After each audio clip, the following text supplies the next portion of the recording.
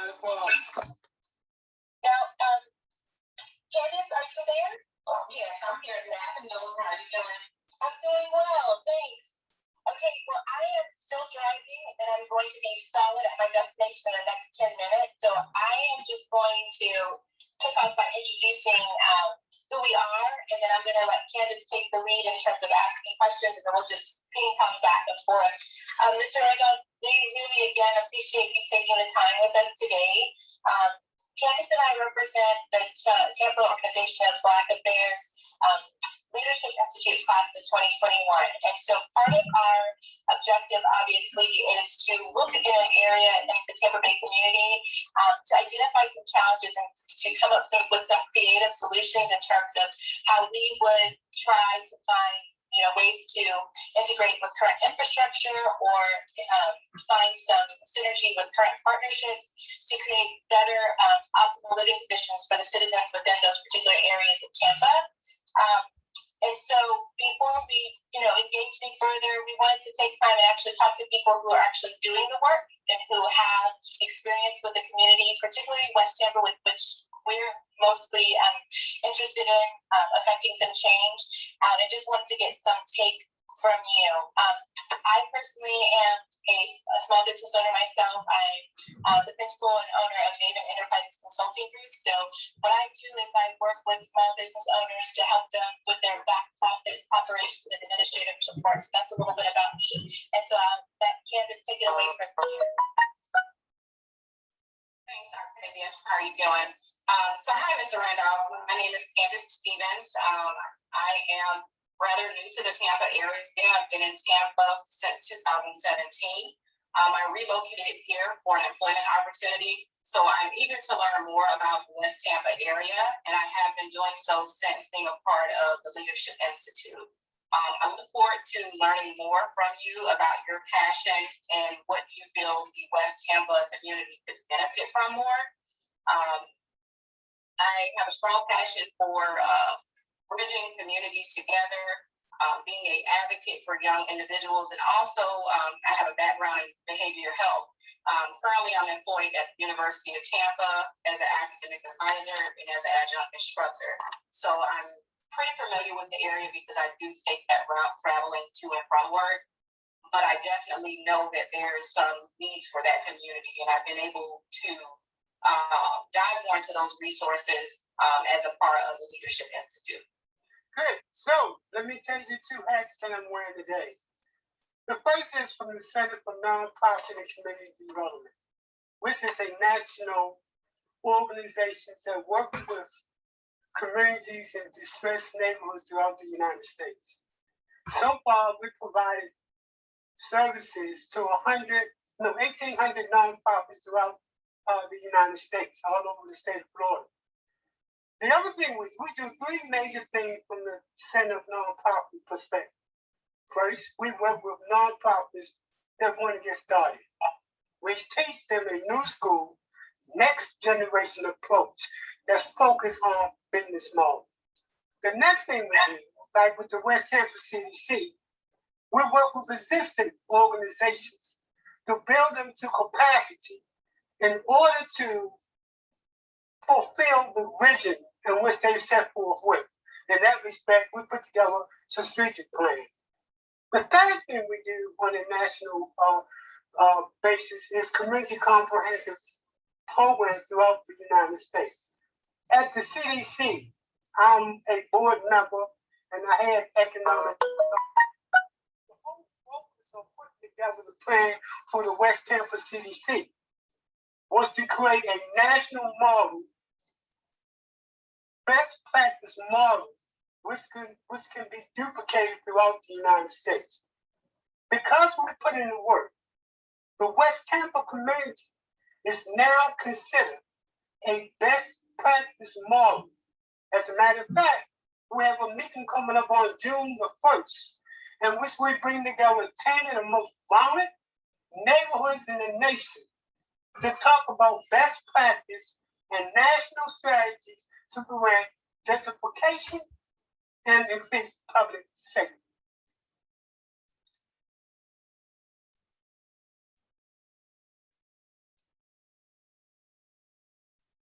So pretty much that's a wrap.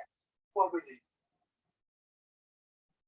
So I do have a question. With the national model of best practices, how are these areas determined? Is it solely based upon the crime level Yes, and also yes, the yes. destination? Yes.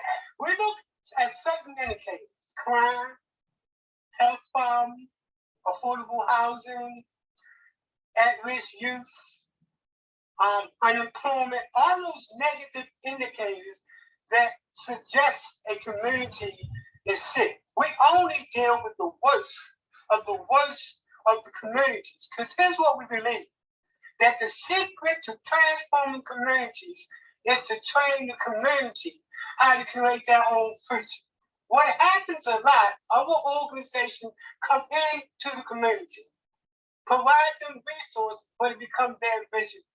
In order for a community to be sustainable, they must create the table that creates the vision that they want to bring about. And that's what we do.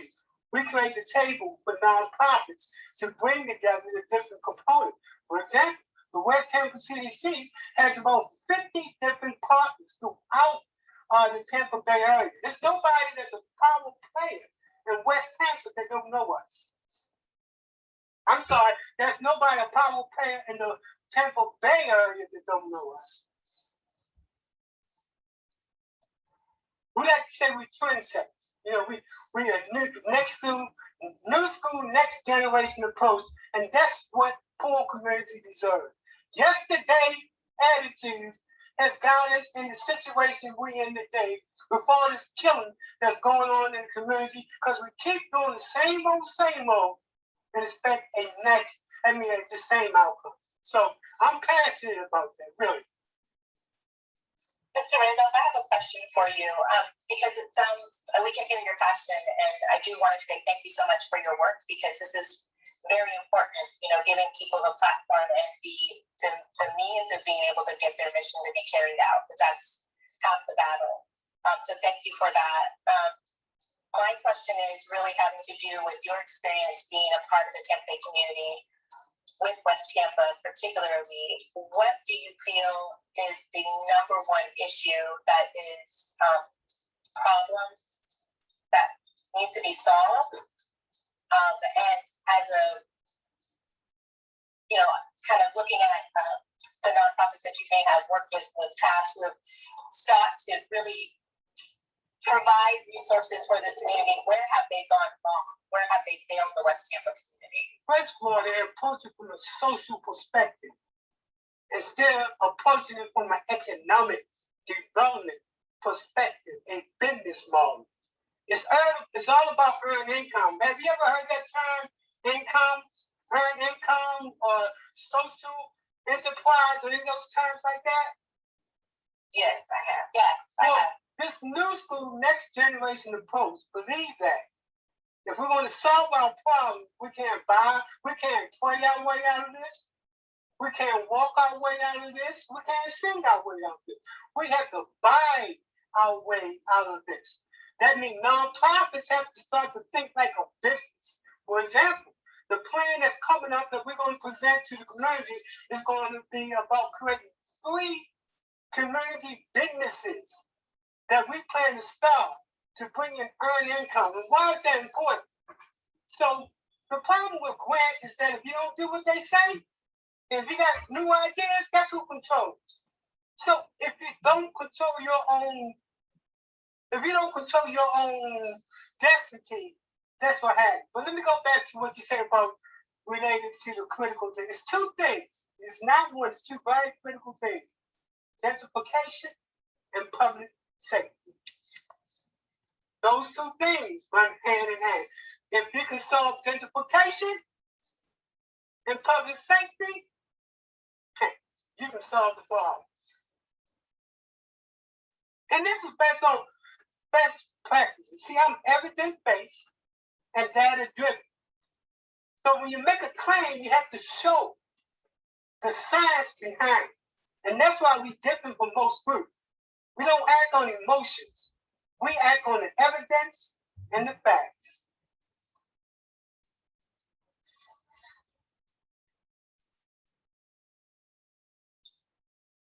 Mr. Randolph, I do have a kind of follow-up question. I do truly believe in evidence-based models and data, because having those facts, you can bring those to the community and bring those to leadership in the city.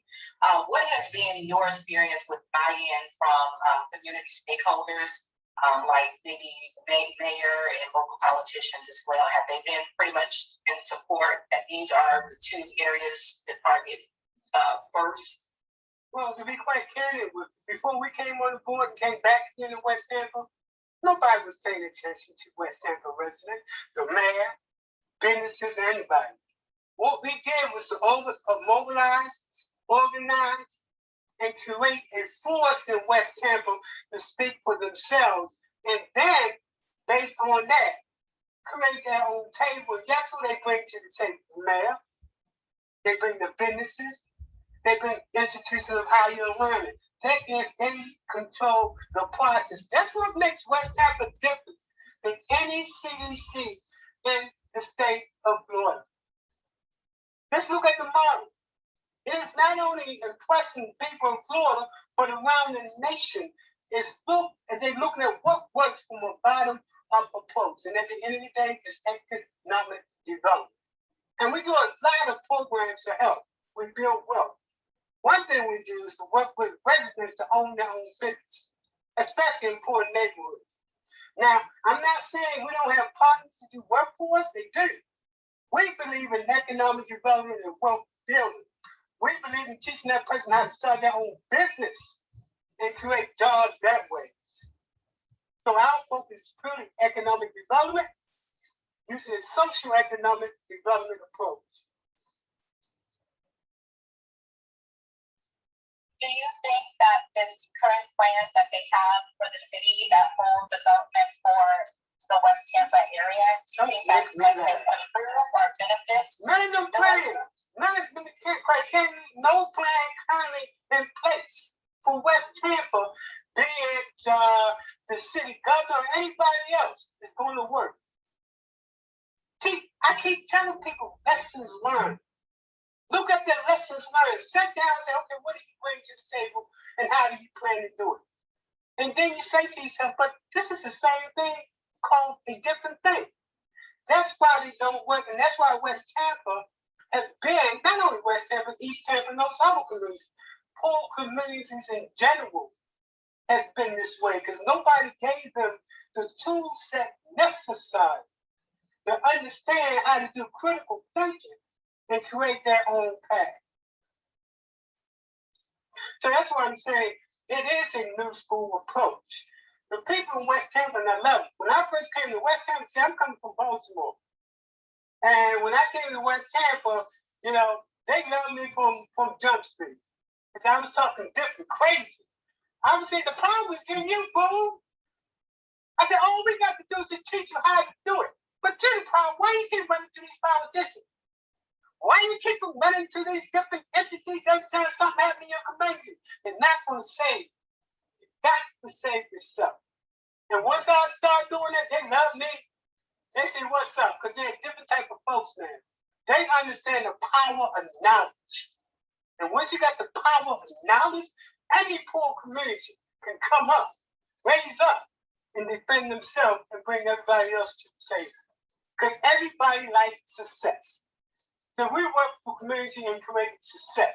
Once you create that success plan, everybody want to be a part of it. The man, the government, even up to the Biden administration is impressed with this. Because part of our strategy is based on the empowerment zone that was created by the Clinton administration. And then that was improved by the Obama administration. We combine those two strategies together, and that's what's impressive.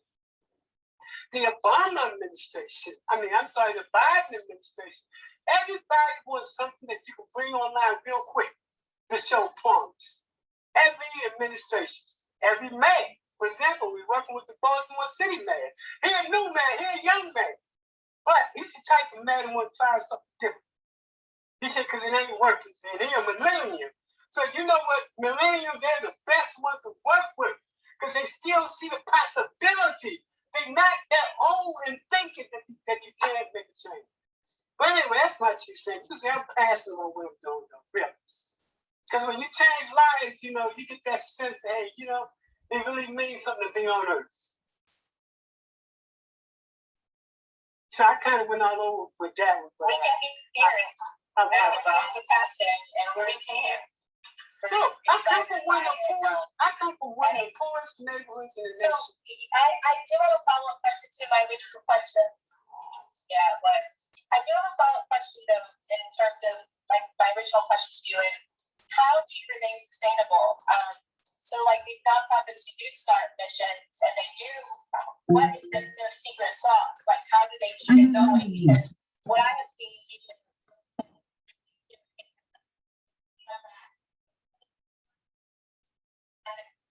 issues are still remaining. Their initiatives and they're so wonderful and everyone gets behind it, but then it looks seen. But then there's some that are sustainable. How are those other initiatives? What's that those initiatives that focus on a business model and not a program service model is most successful. What does that mean? Well, the West Tampa City is looking at starting 3 businesses. Each one of those businesses is going to bring in at least $150,000 a year. Multiply that times 3. And we're going to be able to hire 9 employees from the community. What does that mean? We don't depend on government grants. We are using a business entrepreneur model, and that's the key. When you look at a nonprofit, look at where the money is coming from. Those nonprofits in which 90% of the grant money is coming from grants, they're not independent. Look at those nonprofits that's only like 20% is coming from grants, and the rest is coming from earned income, running your own business. That's a success. Economic development or socioeconomic development as it's used in industry.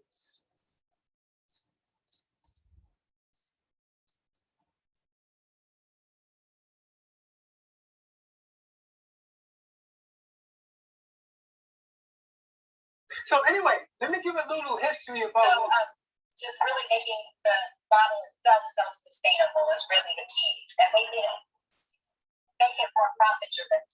Yeah, all you gotta do is Google social entrepreneurs, and they'll come up with the definition of earned income, and it's being done all over the country.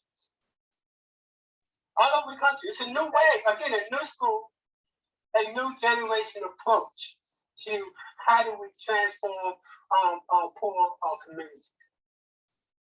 Absolutely.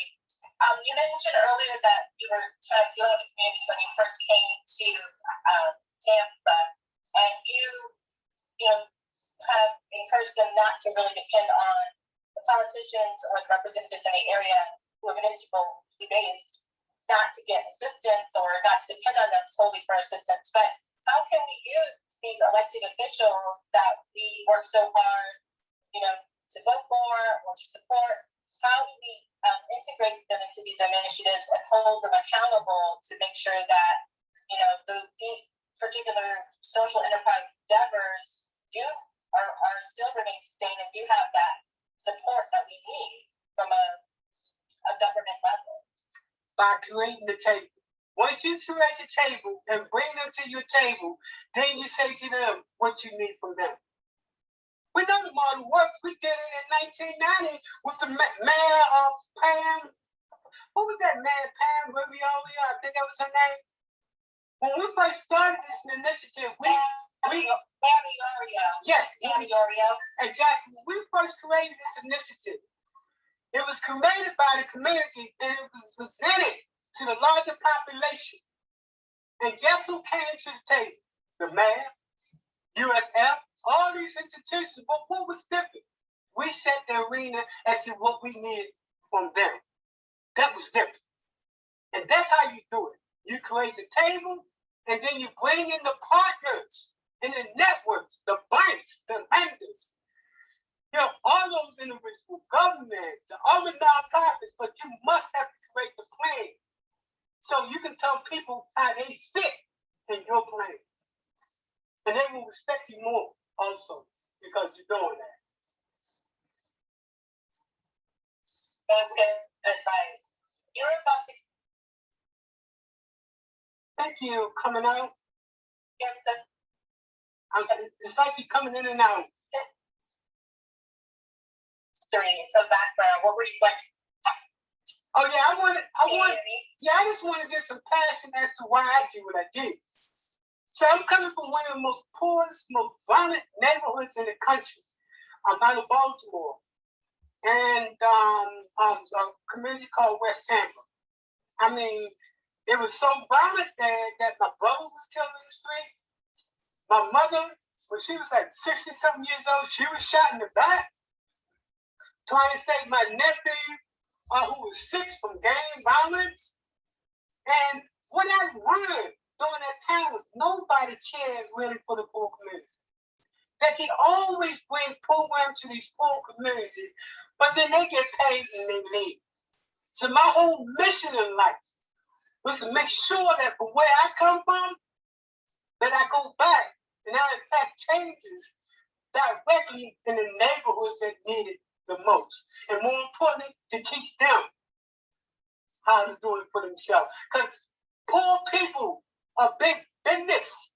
And big businesses get paid on the pain of poor people. I'm teaching poor people now how to create their own business so they can get paid.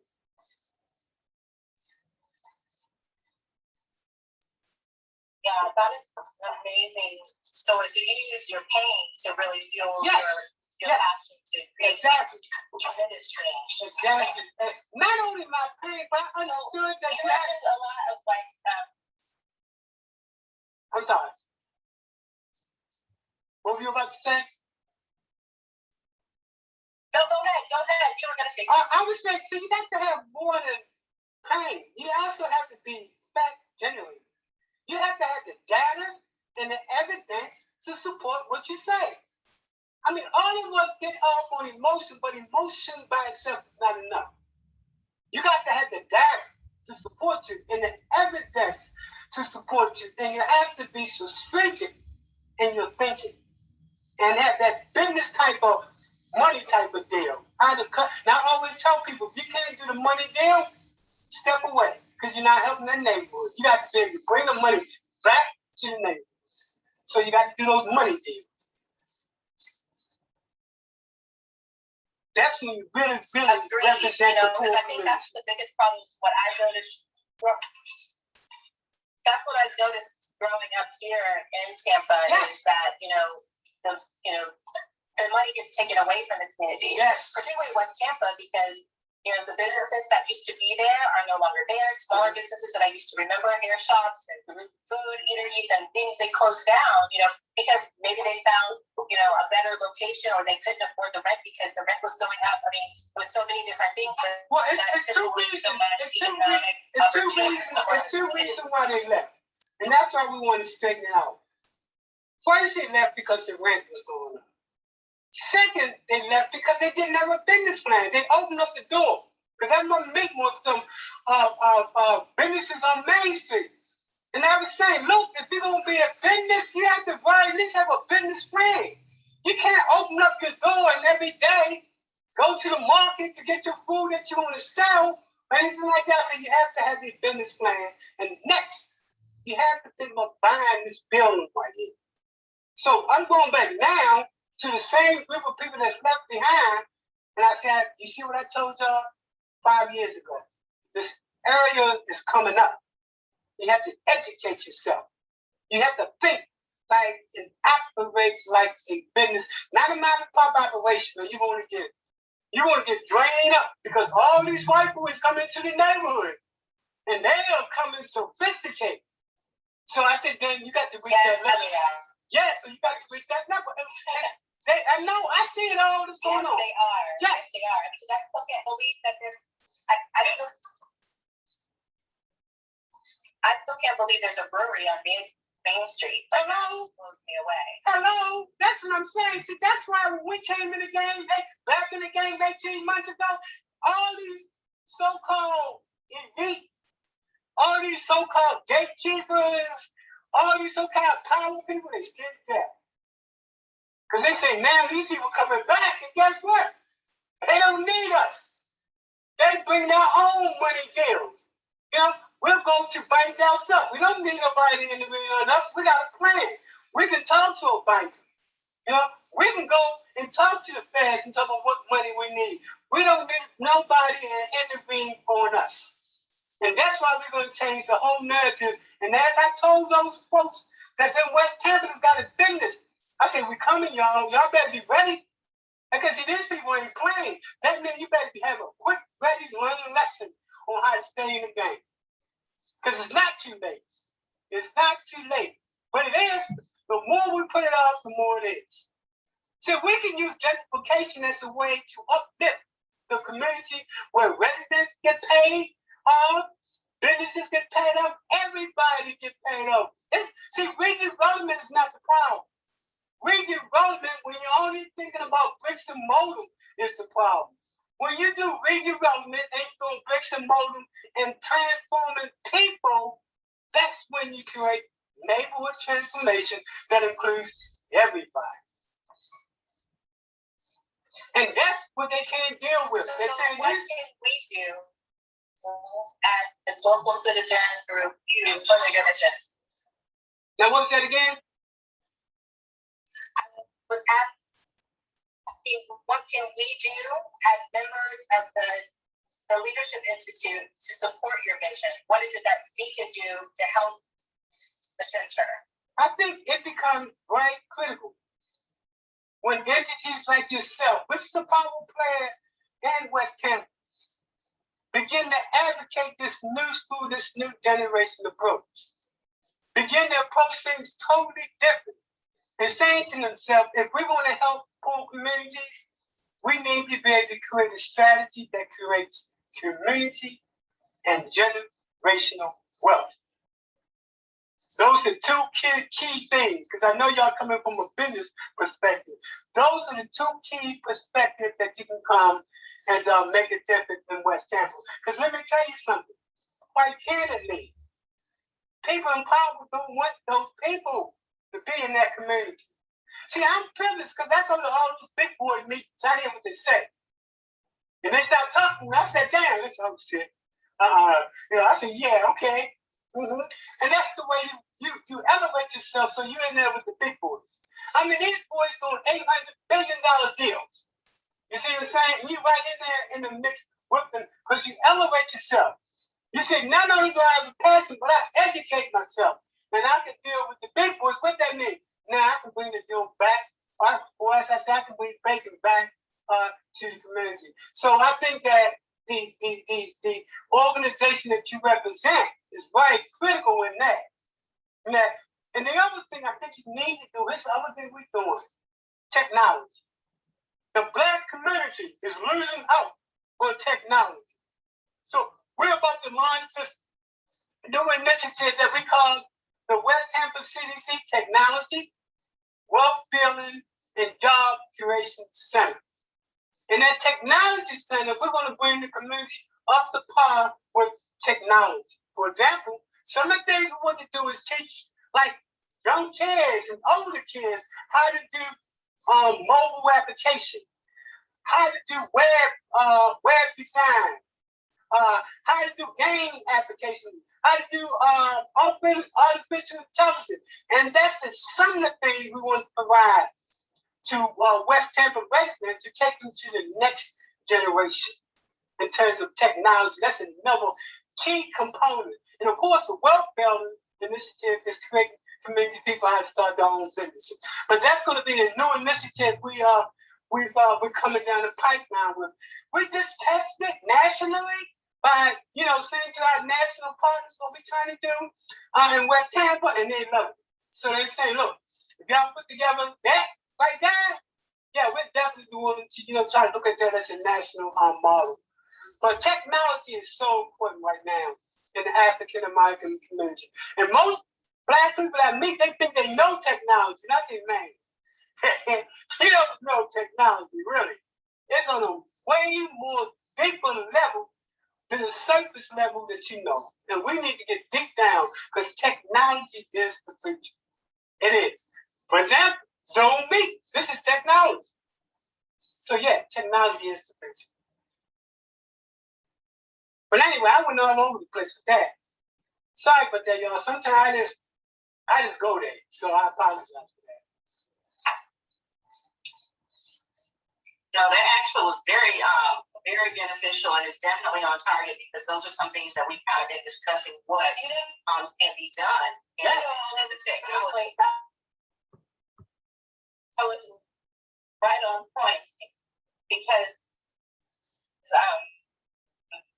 I think we feel the same way as that you do in terms of a temporary fix like this, clothing or food or distribution. So you're right on point.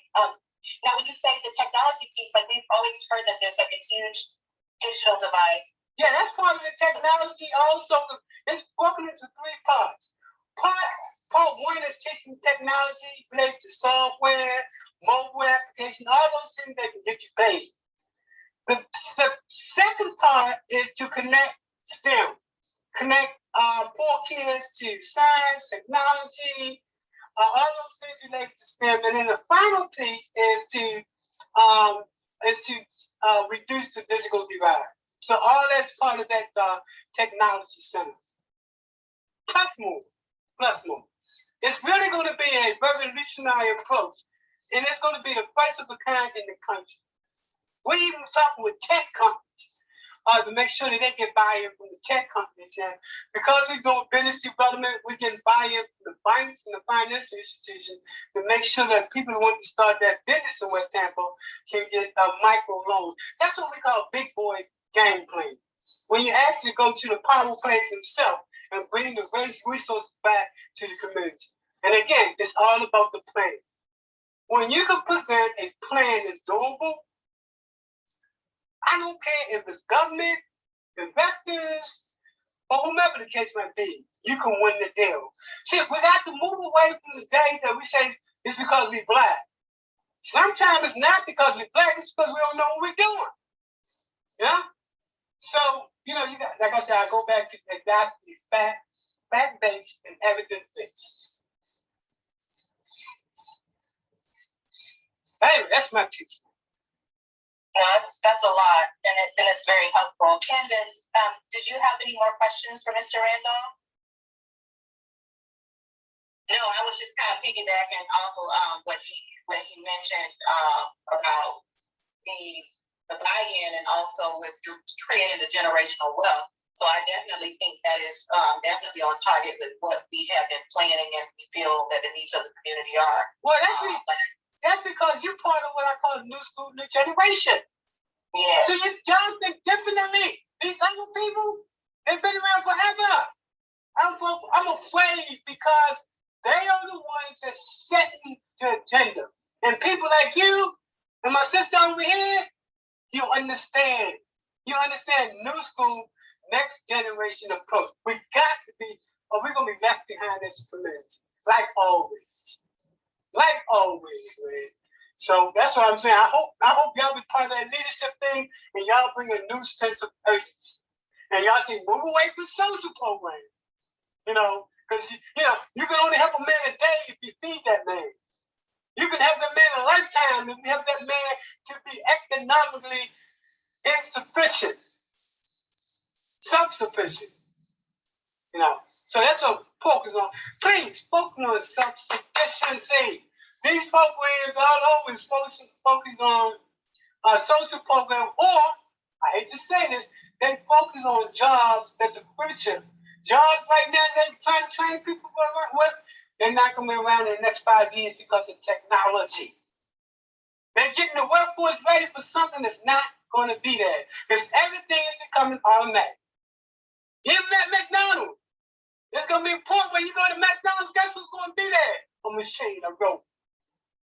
And this is becoming true and fast. That's why I say, and I can't emphasize technology, or we're going to be lost way back. We need to start as young as 9 years old to get them ready for the new world order called technology. Anyway, that's my 2 cents again. But y'all need to kick butt and take no prisoners. You see what I'm saying? You know, because guess what? People depend on you. And especially sisters, y'all know, y'all do better than us men. And here's the sad thing about it. I did my research because you know I focus towards nonprofits throughout the country. I found that 85% of the people that want to do right are black females.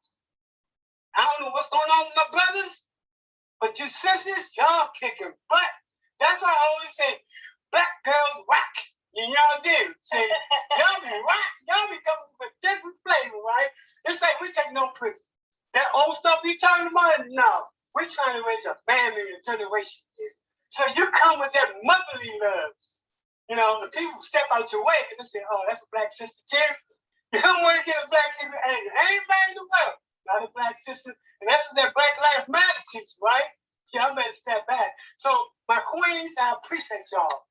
And do the right thing. You know, get these people to think in a new direction because we're going to die like dinosaurs if we don't. So, I appreciate the both of y'all, right? You know, and I hope that y'all can attend. I got a meeting coming up on June the 3rd. I'm going to kick that over to y'all. Okay. Y'all want to see how the big boys do big boy deals. All right? When you come to that meeting, you're going to say, God, look at all these people they got at that meeting. And you're going to see all the power. You're going to say, guess what? But the community is driving the force. It's that community. It's that meeting. And everybody else is coming to say what they're going to do in order to help the particular plan go into place. And then you're going to get opportunities to make all the residents, all the neighborhood groups going to be there. Anybody that's a power player in West Tampa going to be there. And anybody that's a power player in Florida going to be there as well.